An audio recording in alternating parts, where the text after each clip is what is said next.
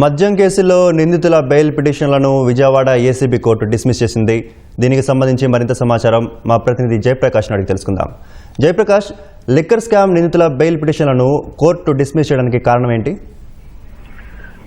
చందు, కొద్దిసేపటి కిందటే ACB court మద్యం కేసు నిందితులకు సంబంధించిన బెయిల్ పిటిషన్ పై ఉత్తర్వులు జారీ చేసింది. రెండు పిటిషన్లు కొట్టేస్తూ ఉత్తర్వులు జారీ చేసింది. ఇందులో ప్రధానంగా సజ్జల శ్రీధర్ రెడ్డి A6 నిందితుడుగా ఉన్నాడు, గోవిందప్ప బాలాజీ A33గా నిందితులుగా ఉన్నారు.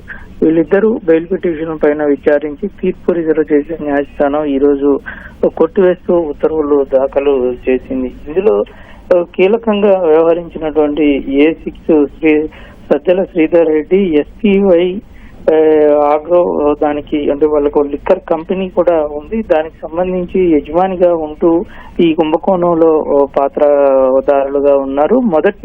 మొదట సమావేశం ఏర్పాటు చేసినప్పటి నుంచి దీంట్లో ఈ ముడుపుల విషయంలో, ఈ మద్యం పాలసీకి సంబంధించి తయారు చేసే విషయంలో కూడా ఆయన ఉన్నారని అధికారులు ఇప్పటికే దానికి సంబంధించిన ఆధారాలు కూడా సేకరించారు. దాంతో పాటు విచారణలో కూడా వారిని కస్టడీలోకి తీసుకొని తర్వాత విచారణ చేసి కొన్ని ఆధారాలను కూడా సేకరించిన పరిస్థితి అయితే ఉంది. ఇందులో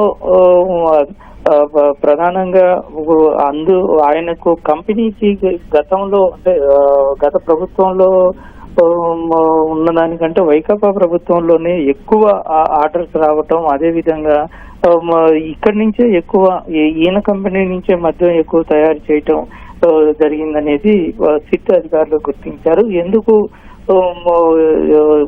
ప్రత్యేక బ్రాండ్లను ఏర్పాటు చేసి పదే బ్రాండ్ల పేర్లు మారుస్తూ తయారు చేయటం చేశారు. అదే విధంగా ఎందుకు ఇదే కంపెనీకి ఆర్డర్లు వచ్చాయి అనే విషయాన్ని కూడా సిట్ అధికారులు ప్రశ్నించి తెలుసుకున్నారు. దీంతో పాటు ముడుపులకు సంబంధించిన వ్యవహారాలు కూడా వీళ్ళతో పాటు అవి సేకరించి రాజకాశ్ రెడ్డికి ఏ విధంగా చేర్చేవాళ్ళు విషయాలు తెలుసుకున్నారు.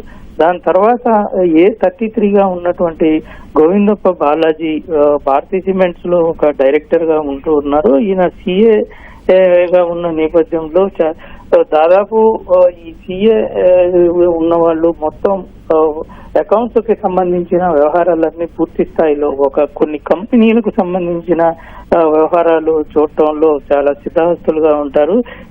ఇక్కడ ముడుపులకు సంబంధించిన నగదుని వసూలు చేసిన తర్వాత రాజకాశ్ రెడ్డి నుంచి పలు రూపాల్లో ఇటు గోవిందప్ప బాలాజీకి చేరటము, ఆయన ఆ కంపెనీలో ఏ కంపెనీలో పెట్టాలి, ఏ విధంగా అంతిమ లబ్ధిదారుడికి ఈ నగదుని చేర్చాలి అనే విషయాల్లో కీలక పాత్ర పోషించారు.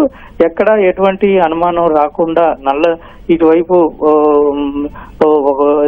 వేరే షెల్ కంపెనీలు, అదే విధంగా వివిధ రంగాల్లో పెట్టుబడులు పెట్టడం, విదేశాలకు తరలించి ఆ నగదుని ఆ కంపెనీల ద్వారా మళ్ళీ వెనక్కి తిప్పి తీసుకురావటం, ఇలాగా చేసిన సందర్భంలో ఆయన కీలక పాత్ర పోషించారనేది తెలుస్తుంది. ఇతని ఆదేశాల మేరకే అంతిమ లబ్ధిదారుడికి కొంత నగదు కూడా వెళ్ళిందనేది ఇందులో సిట్ అధికారులు చేశారు. ఇప్పటి వరకు సుమారుగా 3,500 కోట్ల రూపాయల మేర ఈ ముడుపులకు సంబంధించిన నగదు చేరిందని ప్రాథమికంగా గుర్తించారు. దాంతో పాటు వీళ్ళు పెట్టిన ఏ రంగాల్లో పెట్టుబడులు పెట్టారు, సినిమా రంగము, గోల్డ్, అదే విధంగా కొన్ని కంపెనీలలో ఫార్మా కంపెనీ, ఇలా కొన్ని కంపెనీలకు సంబంధించి కూడా వీళ్ళు ఈ పెట్టుబడుల ముడుపులను, మద్యం ముడుపులకు సంబంధించిన నగదును పెట్టుబడులు పెట్టారని సిట్ అధికారులు తేల్చారు. దాంతో పాటు కొన్ని వాదనలు కూడా వినిపించారు. ఇప్పటికే ఇటీవల మనం చూసాము, 2 సార్లు,